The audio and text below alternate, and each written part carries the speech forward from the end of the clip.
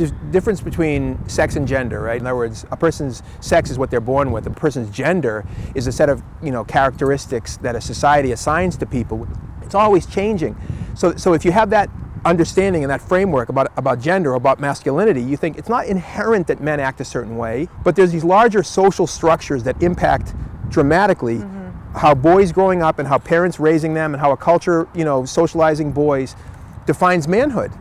A lot of people think they make these declarative statements like, pink is a girl's color. And, pink was a boy's color until the 19th century. High heels were a male fashion in the aristocratic robes, Europe. Skirts.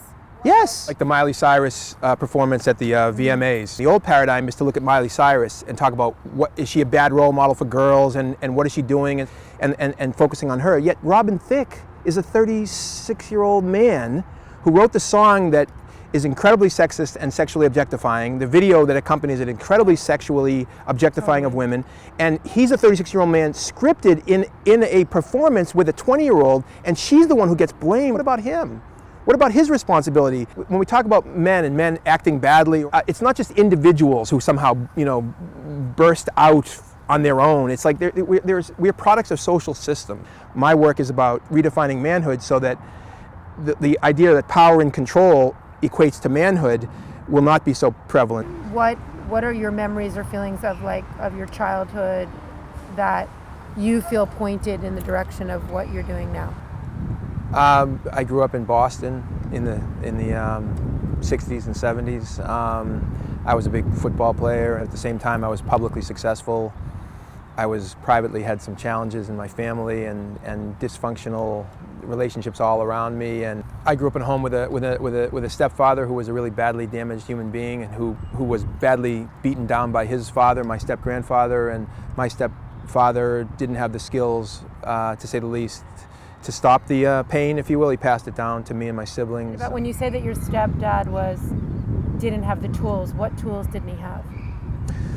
He was emotionally illiterate. He was verbally very reticent. He was very passive in the face of authority, but he would exercise his own authority, but passive in the face of authority over him. I never had a conversation with him about anything of substance like this. I was a big, three-sport varsity athlete from the earliest days, and my school was a real jockocracy, real football town. So I had the experience of knowing what it's like to be if you will, in the center of the jock culture in a positive way, and got some of the benefits of that.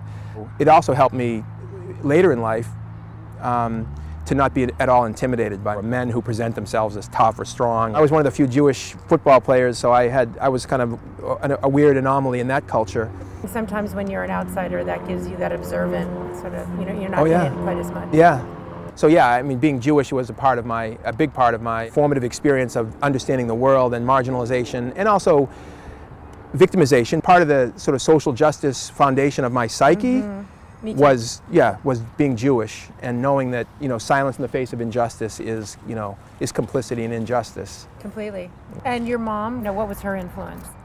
She was a liberal sort of feminist woman ahead of her time. When I was in college and I saw women standing up for themselves, speaking out, organizing, instead of being defensive in the face of that, I felt more like solidarity. Many men have led emotionally stunted lives, and in addition to what men do to women, what men do to other men. And power and control is the central factor underlying, for example, domestic violence and rape. If you believe that male children are born every bit as loving and every bit as caring as female children are, as strong a female side as a female has a male side. Yeah, they're human beings with empathy and concern and compassion. But what happens is we socialize empathy out of boys. We define manhood as achieving power and competition and control over others and over yourself. And as a result, you see the same loving little boy who's 3 years old is now 17 years old, pushing his girlfriend up against a locker. Or the mainstream of pornography that's marketed to men and boys is so misogynist and so anti-woman. A lot of that you see in pornography is rape. It's sexual violence. If sex is not reciprocal, then it's not the sex that we fought for in the sexual revolution. And so many young girls are being trained to service men's sexual needs,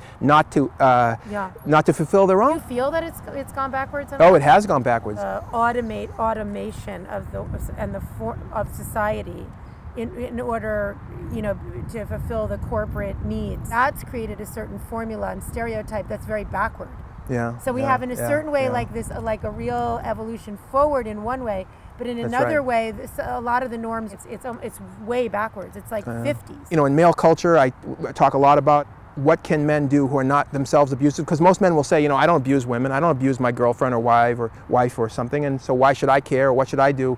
It's not my issue. And I say, yes, it is your issue, in part because we have a big problem in our society and we need more men to step up, but also because your interactions with your peers in the workplace or in school or in any other number of the situations helps to shape these social norms that it becomes expected. Those of us men who are not happy with the behavior of some of us don't speak up, and we don't make it clear to our friends that we don't accept that behavior or those beliefs, you know, about sexist beliefs or homophobic or heterosexist beliefs or racist beliefs, then our silence is a form of consent and complicity. So I feel like in a way we're approaching we're in a new revolution right now. I think one of the reasons why this subject of men and violence and, you know, a lot of things are really super bubbling to the surface because we're in the midst of a new paradigm. You know, every time I get in an airplane and come into a big city, say like New York, you see this enormous city unfolding out the window of an airplane. It's like millions and millions of people in these complex social systems. It's like, how are you going to change this? What people need to understand is that they think these norms are something that comes from God, like handed down like the Old Testament. Right. My colleagues work with men in all over the world. I find lots of men who are willing to have this conversation. They might come in a little defensive, but they are hungry.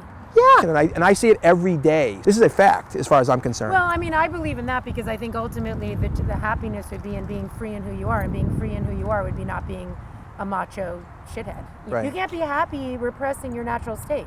That's right.